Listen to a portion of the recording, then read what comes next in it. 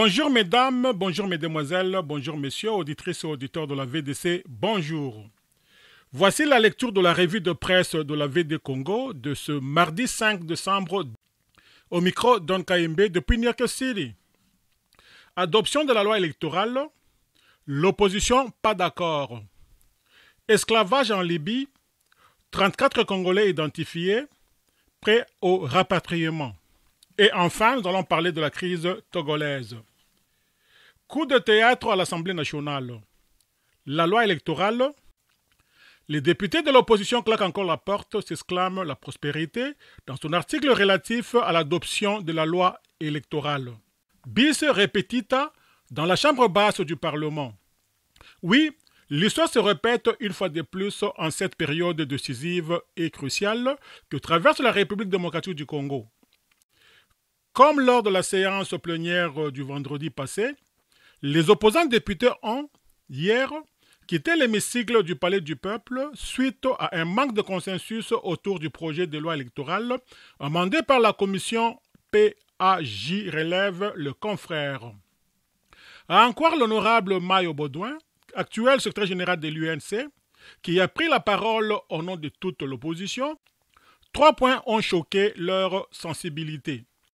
Il s'agit en clair de la problématique du seuil de représentativité, de la caution pour la candidature et, enfin, celle de la machine à voter tant brandie par la CENI de Nanga rapporte la prospérité. Forum des As titre Assemblée nationale, la loi électorale adoptée, cap vers sa promulgation par le chef de l'État. C'est le lundi 4 décembre dernier que la loi électorale a été adoptée à l'Assemblée nationale. Sur les 287 députés présents dans l'hémicycle, 284 ont voté pour. Adopté, le texte sera envoyé au Sénat pour le même exercice. La Chambre basse du Parlement a adopté hier, en séance subséquente, le projet de la loi électorale. Les 3 points qui posaient problème ont été revus et clarifiés après débat. Ainsi, concernant le seuil de représentativité exigé par le plan national, la plénière a jugé utile de ramener de 3% à 1%. À ces propos, le président de la commission PAJ a édifié la plénière sur le fait que le seuil de représentativité à l'échelle nationale n'était une invention congolaise, rapporte le confrère. Il est déjà pratiqué dans beaucoup de pays en Afrique comme en Europe. Dans certains pays, le taux est même de 10%. Concernant la caution, la plénière l'a fixée à 1 600 000 francs congolais, soit 1 000 $ américains pour le candidat député national et à 1 million de francs congolais, soit 625 $ américains pour l'aspirant à la députation provinciale. Mention spéciale à Minaku. Toutefois, la plénière est restée catégorique sur le maintien de la machine à voter, dont le rôle est suffisamment clarifié. En effet, comme l'a expliqué le président de la Commission électorale nationale indépendante CENI en sigle, la machine à voter n'est pas synonyme du vote électronique. C'est plutôt une opération qui permet de réduire à la fois et le temps et le coût des opérations, plus particulièrement en ce qui concerne l'impression des bulletins de vote. Voulu consensuel par le speaker de la Chambre, cette plénière s'est toutefois déroulée en absence de députés de l'opposition. Pourtant, sous l'impulsion du président de la Chambre, tout a été fait pour qu'il regagne l'hémicycle, fait remarquer le quotidien. RFI titre Adoption de la loi électorale en RDC, des députés veulent saisir la justice. En RDC, le projet de loi a été adopté la nuit dernière. L'opposition n'a pas participé au vote.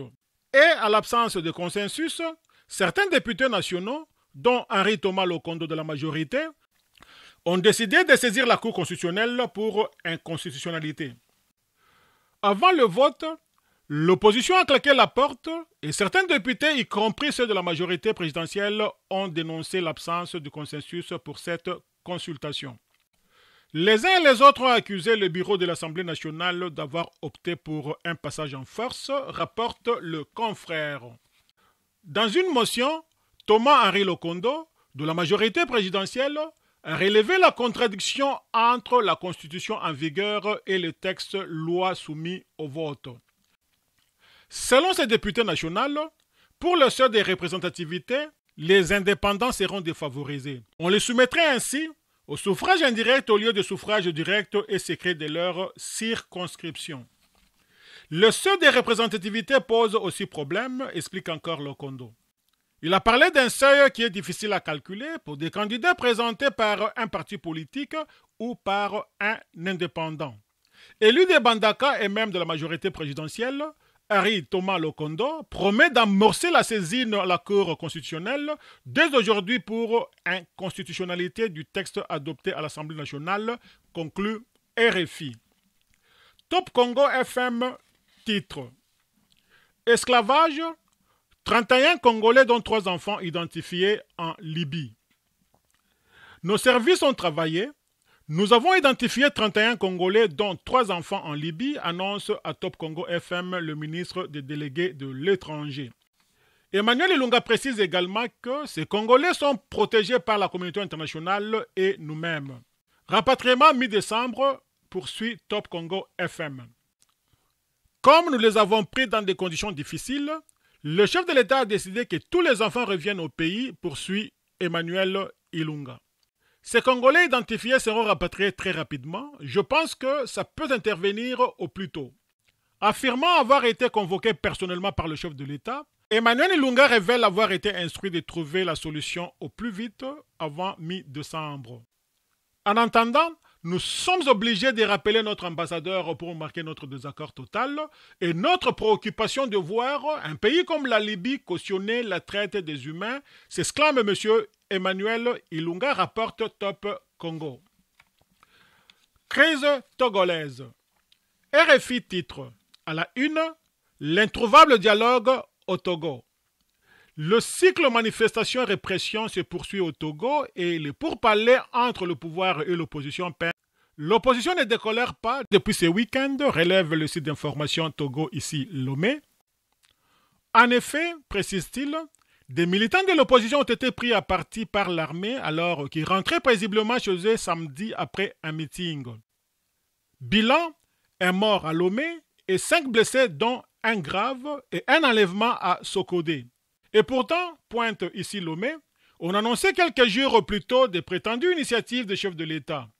Le gouvernement donne des explications, affirme Brigitte Adjamagbo Johnson, la coordinatrice de la coalition des 14 partis de l'opposition, interrogée par ici Lomé. Les conclusions qu'on peut tirer de ces actes, poursuit-elle, c'est ce qu'on fait face à un gouvernement qui n'a pas rompu avec sa duplicité habituelle. D'un côté, il fait croire qu'il veut aller à l'apaisement en libérant à compte-gouttes des détenus et de l'autre, il continue des pratiques arbitraires qui révoltent les Togolais. Et Jean-Pierre Fabre, le chef de file de l'opposition, de conclure « Si les choses continuent comme ça, on arrête tout ». S'il suffisait d'invoquer du bout des lèvres le dialogue pour que la paix soit, il y a longtemps que les crises de par le monde seraient réglées, soupire pour sa part le quotidien Liberté. Un dialogue ne porte de fruits que lorsque les protagonistes de crise croient dans une vertu cardinale. Ici, il est évidemment que la conviction manque cruellement. Pour faire croire à un minimum de bonne foi de sa part, le président Faure Gnassingbé devait incessamment poser le premier pas. Car, tout comme la paix, le dialogue suppose une prédisposition, un comportement. Alors, au-delà d'un accord de principe, conclut Liberté, il est temps de passer aux choses sérieuses. Auditrices et auditeurs de la VDC, merci pour votre aimable attention.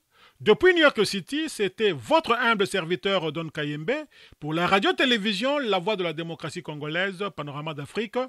À demain.